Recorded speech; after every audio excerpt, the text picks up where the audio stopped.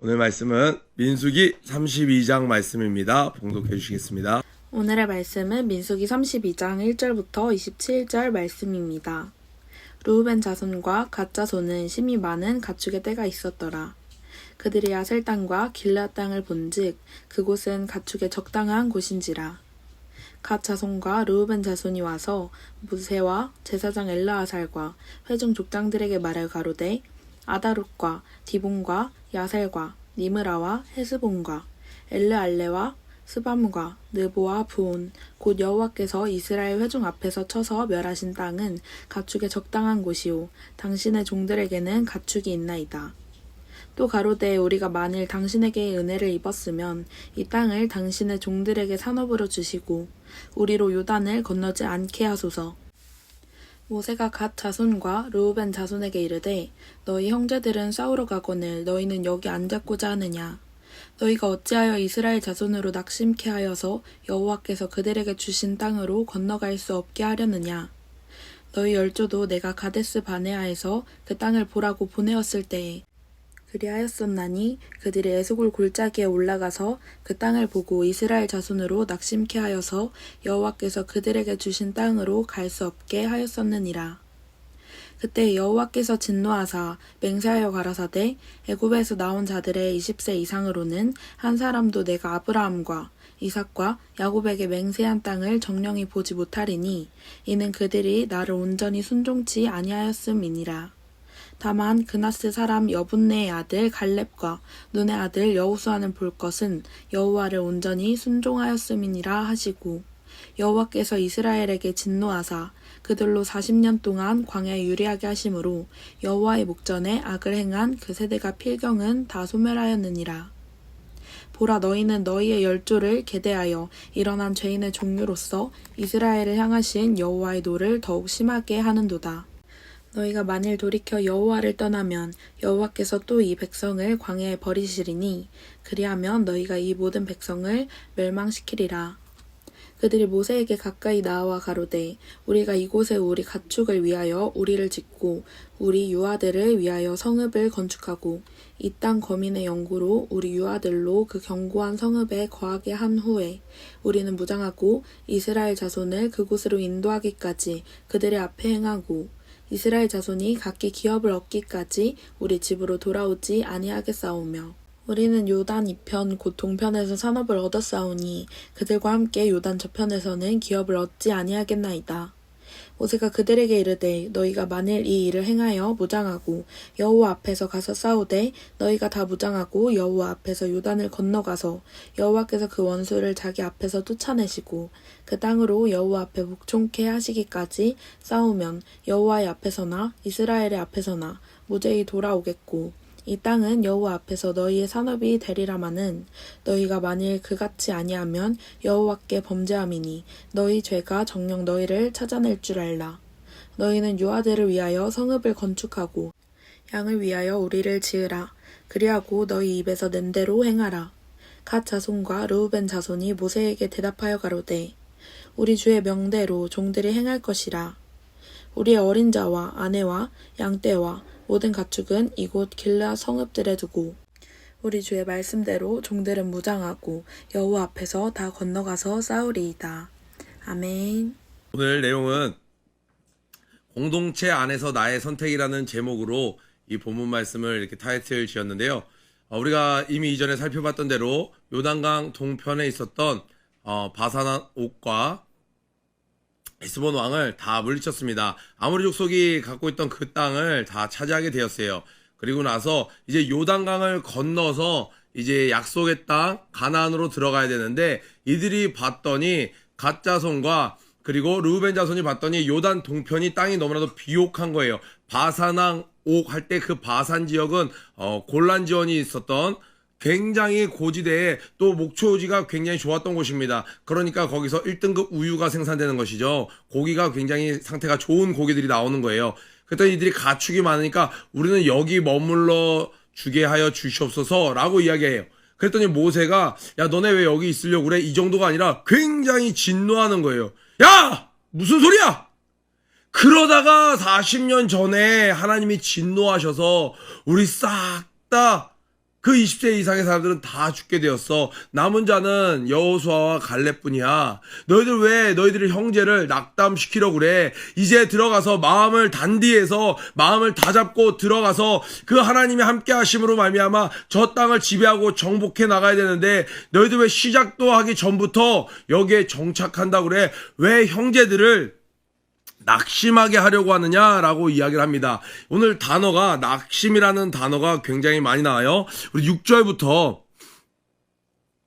15절까지를 이렇게 박스를 쳐놓으면 돼요. 이게 모세의 대답입니다. 이 르우벤 자손과 갓 자손이 우리를 요단 동편에 머물게 해주세요. 우리가 여기서 집을 짓고 여기서 살길 원합니다. 라고 이야기를 했더니 거기에 대한 반응이 지금 모세가 설명을 해주는 거예요. 6절부터 15절까지 7절에 보니까 이렇게 얘기합니다. 자, 6절부터 한번 중간에 살펴볼게요. 정신을 바짝 차리고 따라오셔야 됩니다. 너희 형제들은 싸우러 가거늘 너희는 여기 앉아 있고자 하느냐. 나의 태도가 영향력을 끼친다는 거예요. 다 기도할 때 그냥 대놓고 기도하지 않고 있는 모습, 다 공부하는데 도서관에서 만화책 보고 있는 모습, 다 누군가 무엇을 할 때 내가 취하는 태도가 우리는 사회에서 요즘 이렇게 이야기를 합니다. 각자 개인주의다. 내가 뭘 하든 신경 쓰지 마 라고 하지만 신경이 안 쓰이는 것이 아니에요. 나의 태도가, 왜냐면 우리는 다 하나가 되어서 한 몸을 이루기 때문에 그렇습니다. 이것은 비단 교회뿐만이 아니라 사회생활을 할 때도 그렇고 학급에서도 마찬가지입니다. 다 수업 시간에 핸드폰 꺼내서 나 주변에 영향 끼치지 않아 이어폰 꽂고 혼자서 유튜브를 보든지 혼자서 다른 것을 할지라도 그것은 영향력을 끼치게 되어 있는 거죠. 그러니까 면학 분위기 굉장히 중요하죠. 공부할 때 다 같이 공부하는 분위기, 기도할 때 다 같이 기도하는 분위기, 예배 드릴 때 다 같이 예배 드리는 분위기, 찬양할 때 다 같이 찬양하는 분위기, 이런 것은 굉장히 중요합니다. 그렇기 때문에 나의 영향력이 있다라는 것, 내가 인정하든 안 하든 영향을 내가 끼친다라는 것을 알아야 되는 거예요. 그런데 이 르우벤 자손, 르우벤의 족장과 이 갓자손의 족장은 자기들의 입장만 생각을 했어요. 그랬더니 모세가 이야기합니다. 너희가 어찌 이스라엘 자손에게 낙심, 동그라미에요. 낙심, 건너갈 수 없게 하려느냐. 그들이 그렇게 하는 것이 왜 다른 자들을 못 건너가게 합니까? 낙심하게 한다라는 거예요. 낙심하게 한다는 거예요. 그 영향력을 끼쳐서. 그런데 낙심했으면 위로해 주셔야 되잖아요. 하나님께서. 낙심했어요. 그러면 세워주시고 격려해 주셔야 될 것 같은데 낙심하니까 하나님이 어떻게 하셨어요? 10절에 보니까 그때 40년 전에도 너희들의 조상이 정탐꾼들이 와갖고 낙심하게 했다라는 거예요. 부정적인 이야기를 해서 모두를 낙심하게 했다라는 거예요. 그랬더니 하나님께서 진노하셨습니다. 왜 진노하셨나요? 왜 진노하셨나요?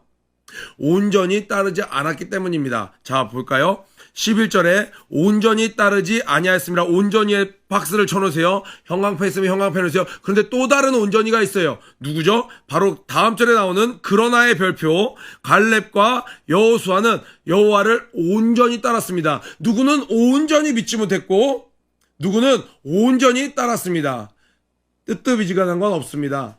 차든지 덥든지예요. 하나님을 온전히 믿지 못하든지 아니면 온전히 믿든지. 자, 그런데 낙심한 자들을 하나님이 진노하셨다고 그랬어요. 왜요?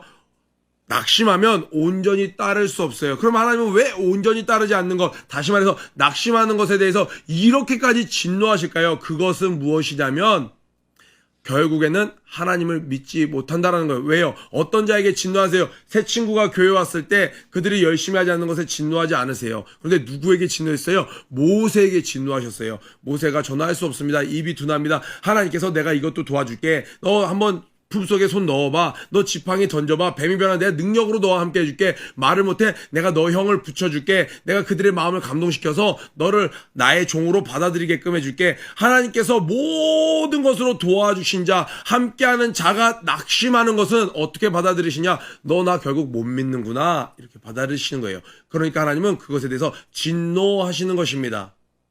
진노하실 때는 우리가 깨달아야 돼요. 순간 돌이켜서 그렇구나. 하나님, 내가 마음이 이렇게 떨어졌는데 왜 저에게 진노하십니까? 이게 아니라 하나님이 저를 이토록 믿어주셨군요. 이토록 저와 함께 하셨군요. 정신 차리겠습니다. 그래서 시편 기자는 이렇게 노래합니다. 내 영혼아 어찌하여 낙심하는가? 어찌하여 불안해하는가? 그래, 난 위로가 필요해. 나 좀 도와주세요가 아니었어요. 뭐라고 이야기합니까? 나는 오히려 주 찬송하려다. 무엇으로 인해서요? 나를 도우시는 하나님을 인하여. 내 영혼아 어찌하여 낙심하는가, 어찌하여 불안해하는가. 너는 하나님을 바라라. 그 얼굴 도우심이 하여. 나는 오히려, 여호수아와 갈렙이 했던 게 이거예요. 오히려 주 찬송하리로. 자, 그들이 실제로 가서 봤을 때 그들은 진짜 컸습니다.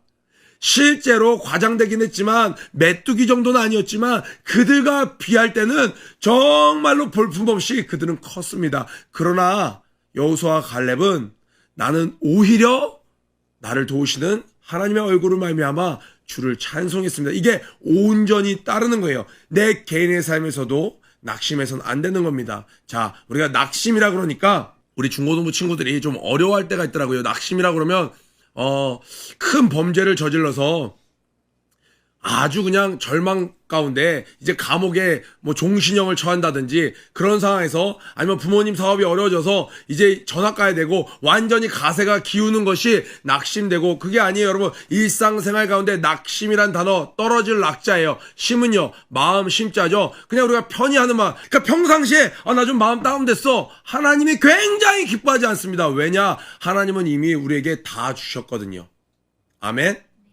그렇기 때문에 잠언 4장 23절에는 무릇 지킬 만한 것보다 내 마음을 더욱 지키라. 생명의 근원이 이에서 남이니라. 네 마음속에 현대인의 성경 쉬운 성경에 보면 네 마음에 생명의 샘이 있어. 그 물을 흐러뜨리지 마. 그 물을 깨끗하게 유지해. 왜냐하면 거기가 생명수거든. 우리 안에 이미 성령님으로 우리 하나님이 우리에게 와 계십니다. 그러니까 우리 목사님께서는 일어나 빛을 발하라는 거예요. 누구처럼요? 여호수아 갈렙처럼, 다윗처럼, 목사님처럼 우리가 일어나서 빛을 발하고자 할 때 하나님께서 우리 안에서, 그렇지, 내가 너의 능력이 되어줄게. 내가 너의 입술이 되어줄게. 너의 할 말을 내가 너의 입에 넣어줄게. 너가 내미는 지팡이, 너가 내미는 그 모든 그 사인들에 내가 함께 해줄게. 능력으로 함께 하여 줄게. 네가 어디로 가든지 내가 너와 함께 할게 라고 말해 주시는 것입니다. 이것을 이어서 이것을 잃어버리지 않았던 여호수아는 모세만큼이나 하나님께 쓰임 받았습니다. 아니, 모세와 함께 하셨던 것처럼 하나님이 함께 해 주셨습니다. 왜요? 모세는 하나님이 직접 불러서 하나님이 불붙는 떡이 나면서 만나 주셨습니다. 여호수아는요, 그것을 믿었습니다. 그 자에게도, 믿는 자에게도 하나님은 동일하게 역사해 주십니다. 아멘. 자, 이렇게 이야기를 합니다. 모세는 이거를 다 통과했습니다. 이것을 다 경험했습니다. 만약에 과거에 그 10명의 정탐꾼들이 그렇게 이야기할지라도 모든 백성이 무슨 소리입니까? 당신들이 지도자가 되어서 지금 무슨 말 하는 겁니까? 당신들이 우리 그 지파의 두령들이지만 저쪽에 있는 여호수아 갈렙의 말이 맞는 것 같습니다 했으면 하나님이 이 10명의 두령들만 치우시고 모두 다 가나안으로 인도하셨을 것입니다. 그러나 그때 이스라엘은 이제 막 신앙을 시작하는, 이제 막 하나님을 따라가는, 누군가의 영향력을 받기 쉬운 존재였습니다. 그래서 그 10명의 정탐꾼들이 하는 이야기를 고지고대로 듣고 영향력이 쫙 퍼져나가는 것이에요.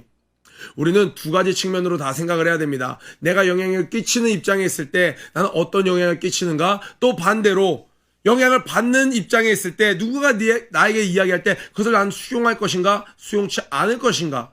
12명의 정탐꾼들이 아직 진영에 돌아오지 않았을 때를 생각해 보세요. 그 12명이 돌아오고 있을 때 자기들끼리도 이야기를 했을 거예요. 10명은 많은 무리였습니다. 2명은 작은 무리였어요. 그런데 여호수아 갈렙의 대단함은 그들 10명의 그런 이야기에 이들은 끝까지 자기들의 마음을 지켰다라는 거예요. 저는 여러분들도 그와 같이 마음을 지키는 그러한 자가 되기를 축복합니다. 구호외치고 아침 큐티 마치도록 하겠습니다. 고 준비 런 앤 플레이 시작. 이 땅에 주를 그리스도의 품으로 하자 할 수 하면 해 주문두부 사랑합니다. 승리하세요.